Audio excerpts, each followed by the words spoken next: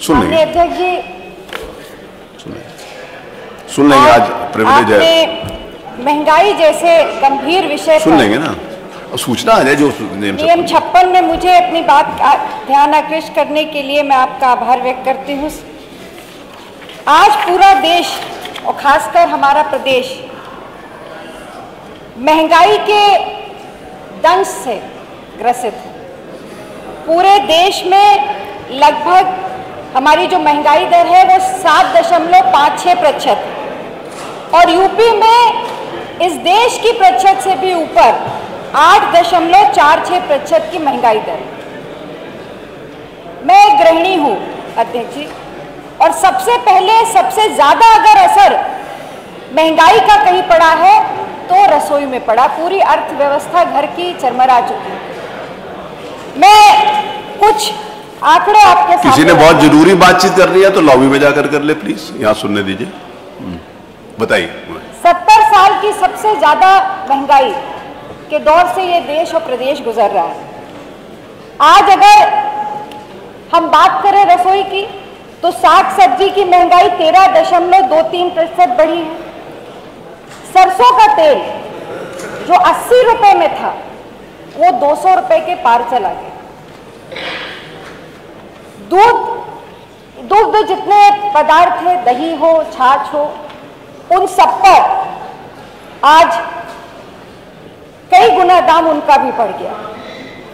सबसे ज्यादा मुश्किल पौष्टिक भोजन बनाकर एक गृहिणी को अपने परिवार को स्वस्थ रखने की सबसे बड़ी चुनौती आज के समय में।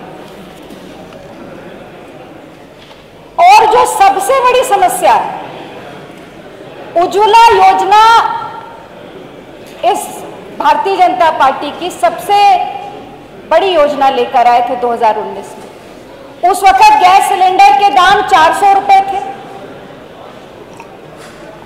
उस पर सब्सिडी देने की भी बात कही थी, पर जैसे ही 2019 का चुनाव समाप्त हुआ, मुझे याद है बड़ी बड़ी मीटिंगों में भारतीय जनता पार्टी के वरिष्ठ नेता कहते थे कि ये योजना इसलिए लाई गई है ताकि जो वर्षों से महिलाएं चूल्हे पे खाना बना रही हैं और जो आंसू उनके निकल रहे हैं उनको पोंछने के लिए ये योजना लाई गई।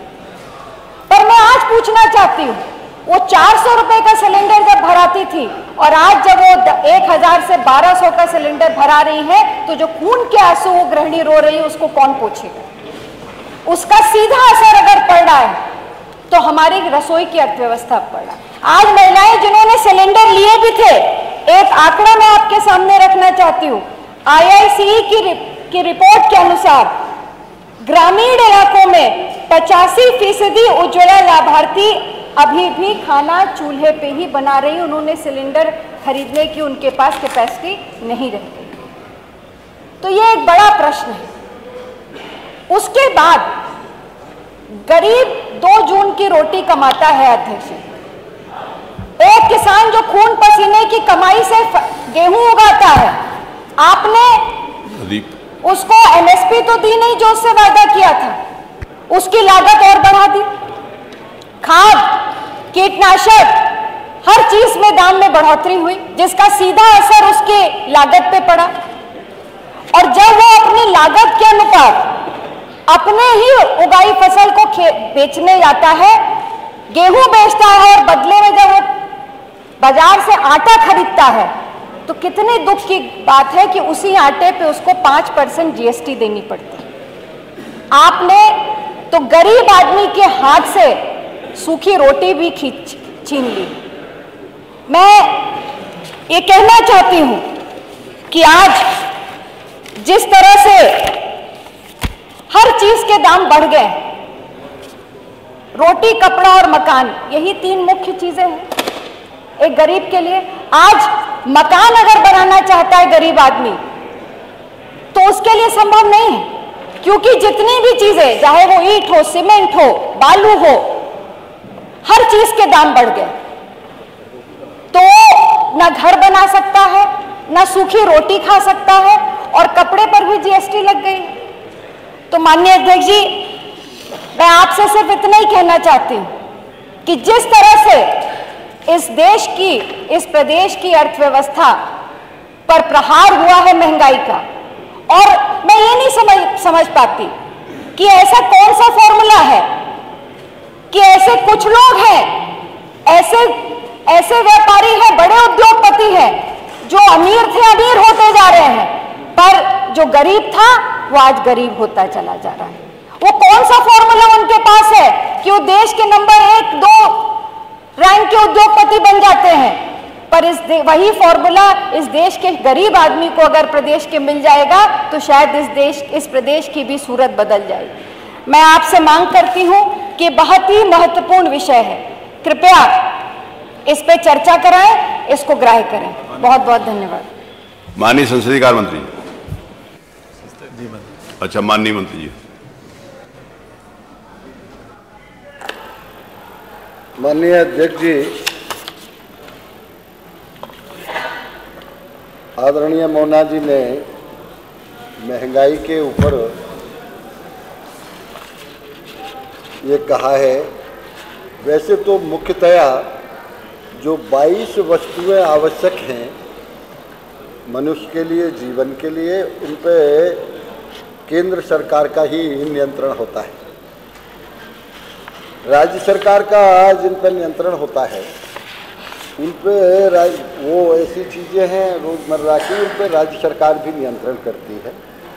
मैं उसमें आदरणीय मुख्यमंत्री जी ने जैसे अभी किसानों का जो मुद्दा उठाया, तो मैं ये अनुरोध करूंगा कि आदरणीय मुख्यमंत्री जी ने अभी और हमारे आदरणीय संसदीय कार्य मंत्री जी ने बताया, एक वैट का हिसाब यदि देखें तो डीजल किसानों से ही संबंधित है। वो पूरे देश में लगभग सबसे कम उत्तर प्रदेश में वैट लगता है डीजल का। ये हमारे हाथ में है, बाकी तो कंपनियां तय करती हैं डीजल का, पेट्रोल का भाव, केवल वैट राज्य सरकार के हाथ में होता है, वो हमारा सबसे कम है। दूसरे नंबर, यदि महंगाई की, जैसे आदरणीय मोना जी ने कहा है, रसोई के लिए आप स्वयं ही कह रही हैं 1,70,00,000 महिलाओं को फ्री देने के बाद 12 सिलेंडर उनको लगातार एक साल में 200 रुपये सब्सिडी के साथ भी दिए जा रहे हैं। गरीब महिलाओं को जिनको वो दिए गए हैं उज्ज्वला कनेक्शन, उनको 12 सिलेंडर भी 200 रुपये सब्सिडी के साथ दिए जा रहे हैं। इसलिए ये बात तो जो आपने कही थी, ये हमारा जो गैस सिलेंडर देने का सरकार का अर्थ है, एक महिलाओं की आंखों की रोशनी की बात, तो उनको ये भी किया जा रहा है। जहां आपने, हमारा ये होता है जो थोक विक्रेता हैं और खुदरा विक्रेता है, 1955 में जो एक्ट बनाया भारत सरकार ने, वो शर्करा एवं खाद्य तेल निदेशालय के द्वारा कंट्रोल होता है उनका। तो खुदरा तेल के लिए उन्होंने स्टॉक किया है जो 30 कुंटल एक व्यक्ति रख सकता है, और जो थोक विक्रेता है वो 100 कुंटल रख सकता है। इसी तरह से ये तेल के अलावा तिलहन के संबंध में वो 100 कुंटल रख सकता है खुदरा वाला, और जो थोक वाला व्यापारी है वो 2000 कुंटल रख सकता है।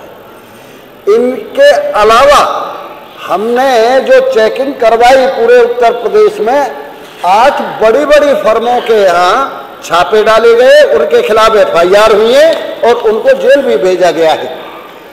उनके विरुद्ध हमने कठोर कार्रवाई की है। दूसरे नंबर, जैसे आपने सब्जी की बात कही, ये बहुत सी प्राकृतिक उसके ऊपर, आपदा के ऊपर भी होता है।